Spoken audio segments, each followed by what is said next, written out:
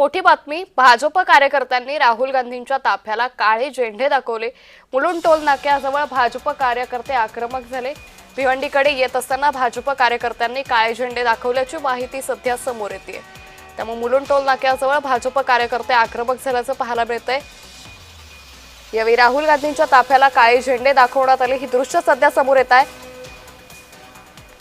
या संदर्भात अधिक माहिती घेऊयात आमचे प्रतिनिधी कुणाल भोईटे यांच्याकडून। कुणाल, भाजप कार्यकर्ते आक्रमक झाले, यावेळी राहुल गांधींना काळे झेंडे दाखवण्यात आले, काय अधिक तपशील? अंकिता, आज राहुल गांधी हे भिवंडी न्यायालयामध्ये हजर राहणार होते आणि त्यामुळे त्यांचा जो ताफा आहे तो ठाण्याच्या दिशेने रवाना झाला होता आणि मुलुंड टोल नाक्या दरम्यान भाजपच्या कार्यकर्त्यांनी काळे झेंडे दाखवून राहुल गांधींचा निषेध व्यक्त केलेला पाहायला मिळाला। भाजप कार्यकर्ते हे आक्रमक झाले होते। राहुल गांधींचा छायाचित्र देखील त्यांच्या हातामध्ये होता आणि काळे झेंडे त्यांनी दाखवलेले आहेत।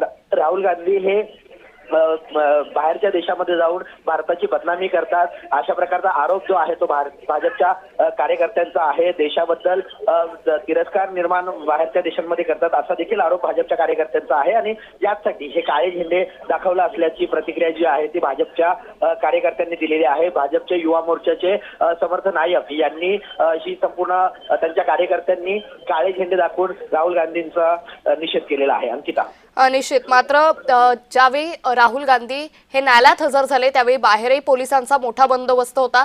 आता हे भाजप कार्यकर्ते या न्यायालयाबाहेरही येण्याची काही शक्यता आहे का?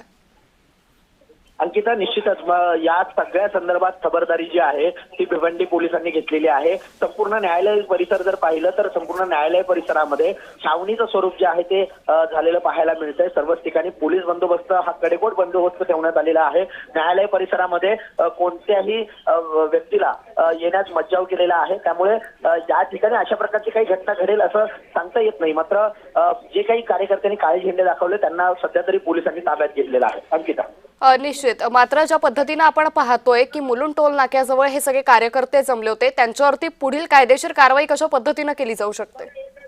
नक्कीच राहुल गांधी जे आहेत ते संसदेचे लोकसभेचे विरोधी पक्षनेते आहेत, त्यामुळे या संदर्भात आता पोलीस काय कारवाई करतायत हे पाहणं महत्त्वाचं असणार आहे। मात्र सध्याच या कार्यकर्त्यांना पोलिसांनी ताब्यात घेतलेलं आहे आणि पुढील कारवाई जी आहे ती पोलीस स्थानकामध्ये करण्यात येत आहे। सगळ्यात महत्त्वाचा मुद्दा हा आहे कुणाल की ही सुनावणी साधारण किती वेळ चालेल आणि त्यानंतर महाराष्ट्र काँग्रेसच्या काही नेत्यांकडून या सगळ्या संदर्भातला तपशील देण्यात येणार आहे का?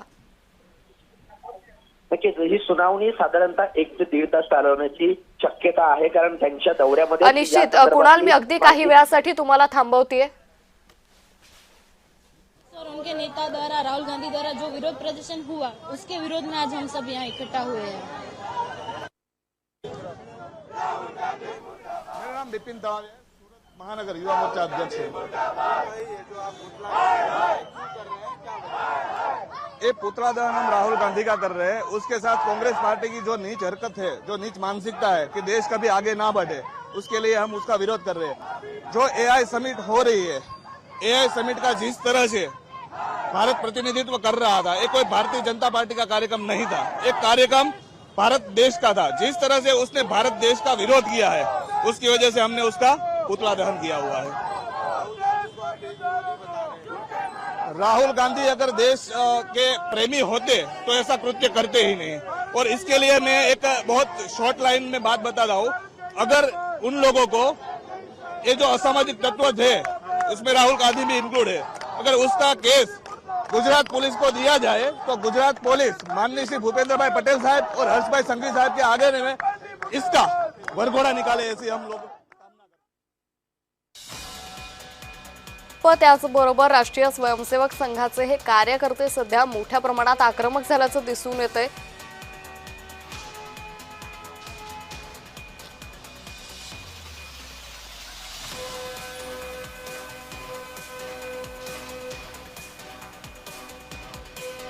तर भाजप कार्यकर्त्यांनी यावेळी राहुल गांधी यांच्या ताफ्याला काळे झेंडे दाखवल्याचं पाहायला मिळत आहे। या सगळ्या कार्यकर्त्यांना सध्या पोलिसांनी ताब्यात घेतलेले, त्यांच्यावरती पुढे कारवाई कशी होते हे पाहणं अतिशय महत्त्वाचं ठरणार आहे।